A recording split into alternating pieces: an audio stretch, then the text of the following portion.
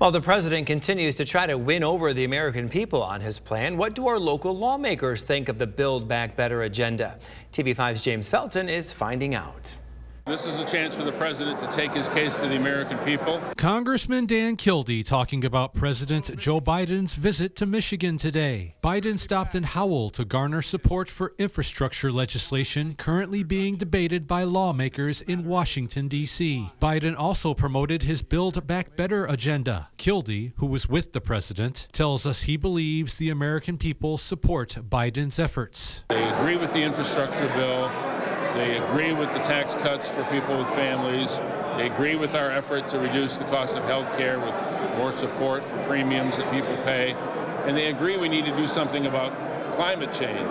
Meanwhile, Congressman John Molinar tells us he's glad Biden paid a visit to the Great Lakes state. But he said the president's policies would drive up inflation and raise costs for Michigan families. When you look at the Democrats' wish list of progressive priorities, starting new entitlement programs that would actually threaten things like our Medicare and our Social Security because it's not sustainable.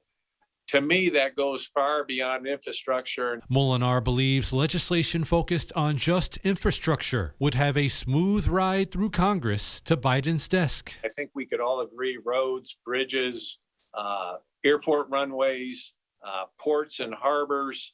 I would include broadband within that definition of infrastructure.